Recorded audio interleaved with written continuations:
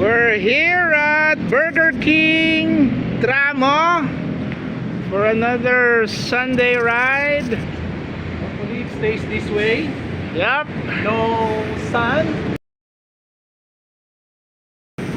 Again, since you introduced me, Santik. Santik again.